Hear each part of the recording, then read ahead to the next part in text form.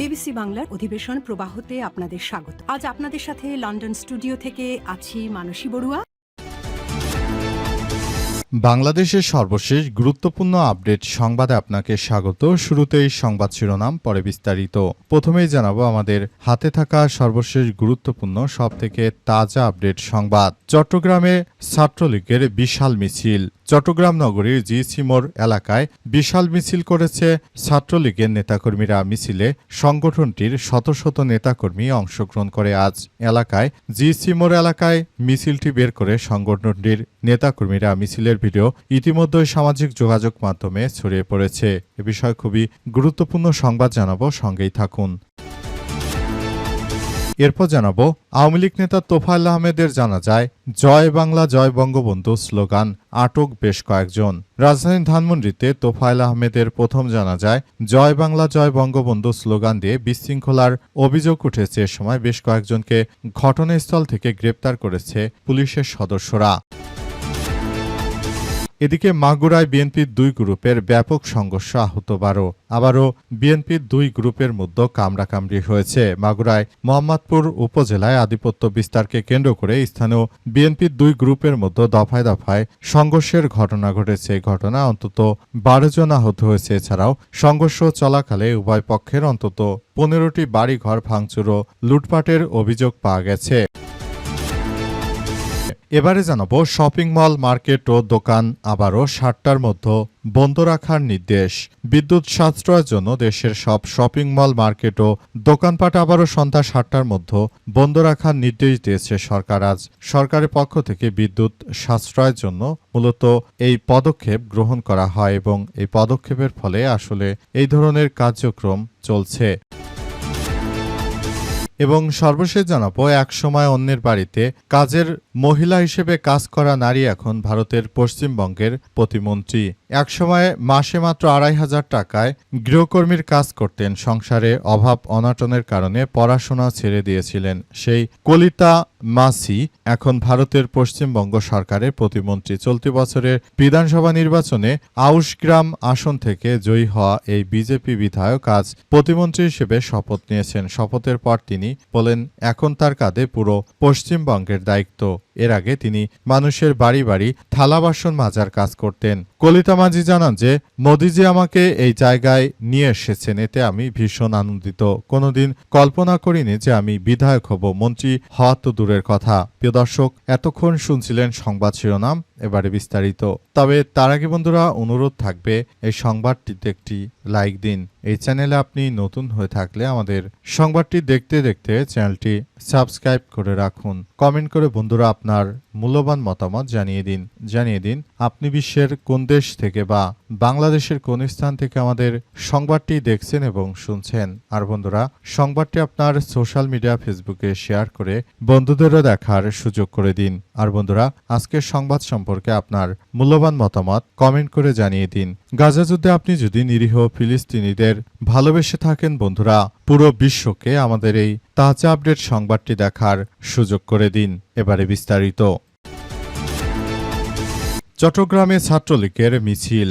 চট্টগ্রাম নগরীর জিসি মোড় এলাকায় মিছিল করেছে ছাত্রলীগের নেতাকর্মীরা। মিছিলে সংগঠনটির 100-র উপরে নেতাকর্মী অংশগ্রহণ করেছে। আজ জিসি মোড় এলাকায় মিছিলটি বের করে শুধু চট্টগ্রাম নয়, সারা বাংলাদেশের বিভিন্ন জায়গায় ছাত্রলীগের মিছিলের সংবাদ পাওয়া যাচ্ছে। তারা মূলত এবার মাঠে নেমেছে শক্তভাবে। তারা জানিয়েছে যে কোনো মূল্যে আমরা শেখ হাসিনাকে দেশে ফিরে আনব। তারা জানিয়েছে যে শেখ হাসিনা আসবে, বাংলাদেশ আসবে।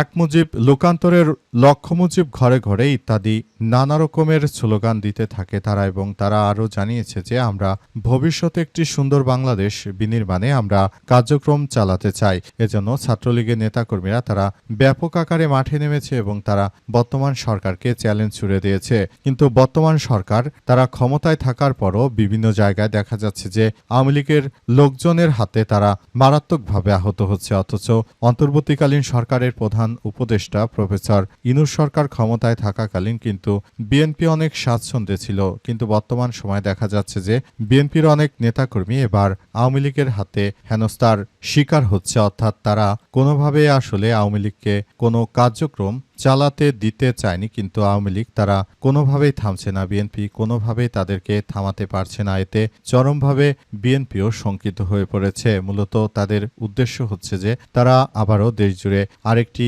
আওয়ামী লীগের গণ অভ্যুত্থান ঘটিয়ে এবার তারা প্রতিবিপ্লব ঘটিয়ে শেখ হাসিনাকে দেশে ফেরত আনতে চায় আওয়ামী লীগের নেতৃত্ববৃন্দরা। তাই তারা সেভাবেই ব্যাপক প্রস্তুতি নিচ্ছে বলে এমন তথ্যই সামনে এসেছে।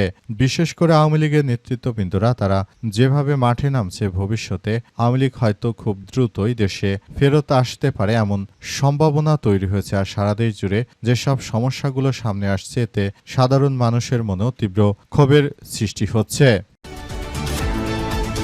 তোফায়েল আহমেদের জানা যায় জয় বাংলা স্লোগান আটক বেশ কয়েকজন। রাজধানী ধানমন্ডিতে তোফায়েল আহমেদের প্রথম জানা যায় জয় বাংলা জয় বঙ্গবন্ধু স্লোগান দিয়ে আইনশৃঙ্খলা বিশৃঙ্খলার অভিযোগ উঠেছে। এরপরই সেখান থেকে কয়েকজনকে গ্রেপ্তার করেছে আইনশৃঙ্খলা রক্ষাকারী বাহিনীর সদস্যরা। তারা জানিয়েছে যে আওয়ামী লীগের প্রেসিডিয়াম সদস্য এবং সাবেক বারবার নির্বাচিত এমপি মন্ত্রী আওয়ামী লীগের অত্যন্ত গুরুত্বপূর্ণ একজন নেতা তোফায়েল আহমেদের মৃত্যু হয়েছে। এই ঘটনায় আজ সারা দেশ জুড়েই পুরো পরিস্থিতি একরকম থমথমে অবস্থা বিরাজ করছিল এবং তার মধ্যে ঢাকা রাজধানী ধানমন্ডিতে, অর্থাৎ যেখানে শেখ হাসিনার বাড়ি বা শেখ মুজিবুর রহমানের বাড়ি, ওই এলাকায় রাজধানী ধানমন্ডিতে তোফায়েল আহমেদের প্রথম নামাজে জানাজা অনুষ্ঠিত হয়েছে। সেখানে আওয়ামী লীগের নেতাকর্মীরা তারা জয় বাংলা জয় বঙ্গবন্ধু স্লোগান দিতে থাকেন। এ সময় তাদের বেশ কয়েকজনকে গ্রেপ্তার করেছে আইনশৃঙ্খলা রক্ষাকারী বাহিনীর সদস্যরা। আইনশৃঙ্খলা রক্ষাকারী বাহিনীর সদস্যরা তারা জানিয়েছে যে কিছু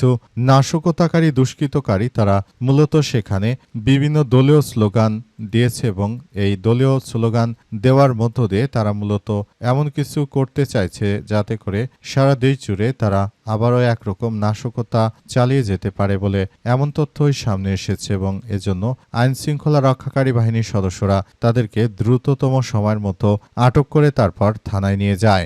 বর্তমানে এই পরিস্থিতির পর থমথমে অবস্থা বিরাজ করছে। মাগুরায় বিএনপির দুই গ্রুপের সংঘর্ষ, আহত 12। মাগুরায় মোহাম্মদপুর উপজেলা আধিপত্য বিস্তারকে কেন্দ্র করে স্থানীয় বিএনপির দুই গ্রুপের মধ্যে দফায় দফায় সংঘর্ষের ঘটনা ঘটেছে। এই ঘটনায় অন্তত 12 জন গুরুতরভাবে আহত হয়েছে। এছাড়াও আরও বেশ কয়েকজন সেখানে সংঘর্ষের ঘটনায় জড়িয়ে পড়ে।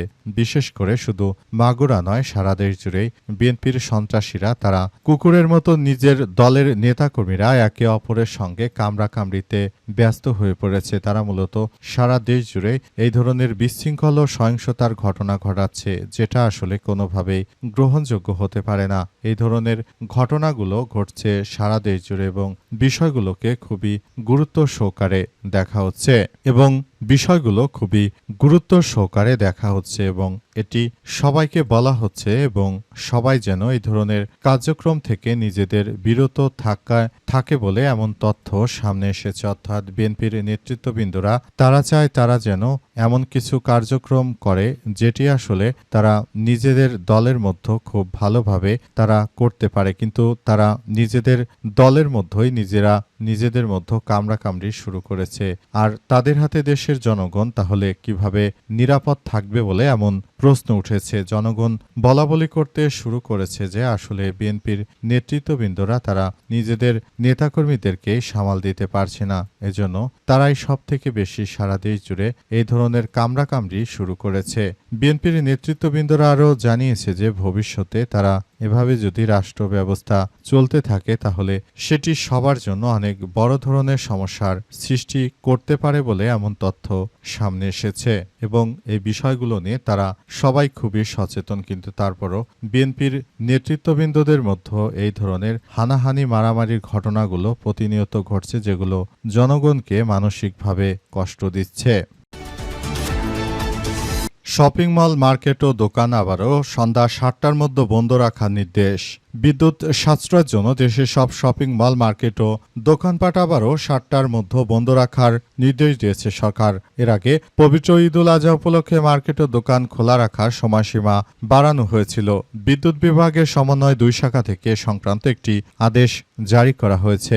এর ফলে সারা দেশ জুড়ে আবারও আগের মতো ঠিক একই কায়দায় যারা ব্যবসায়ী রয়েছে তাদেরকে বলা হচ্ছে যেন তারা সন্ধ্যা 7টার মধ্যে তাদের দোকানপাট বন্ধ করে, যাতে করে সারা দেশ জুড়ে বিদ্যুতের সাশ্রয় হয়। তবে স্কুল কলেজ সম্পর্কে এখনো কোনো নির্দেশ দেয়নি সরকার।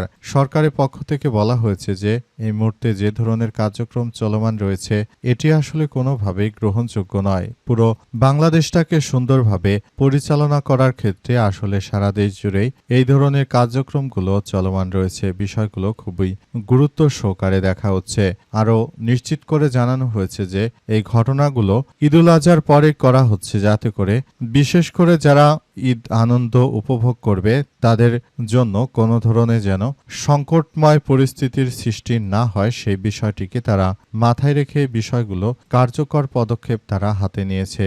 এছাড়াও তারা আরও জানিয়েছে যে এই ধরনের সংকটময় একটি পরিস্থিতির যে সৃষ্টি হচ্ছে সেই পরিস্থিতি থেকে সবাইকে বেরিয়ে এসে তারপর পুরো কার্যক্রমগুলো চালাতে হবে। আর যদি এভাবে সংকট ঘনীভূত হয় তাহলে বিদ্যুৎ নিয়ে আবারও মানুষ হয়তো রাস্তায় নামতে বাধ্য হবে। একবার যুদ্ধ বাধার পরই সারা দেশ জুড়ে যেভাবে লোডশেডিং হয়েছে, ভবিষ্যতে আসলে কোন দিকে যায় দেশ সেটি এখন পর্যন্ত বলা যাচ্ছে না। তারপরও যার যার জায়গা থেকে পুরো বিষয়গুলো সবাই খুবই গুরুত্ব সহকারে দেখছে এবং বিষয়গুলো নিয়ে সবাই যার যার জায়গা থেকে কথা বলছে। শেষ পর্যন্ত কি হয় সেটি আসলে দেখার বিষয়।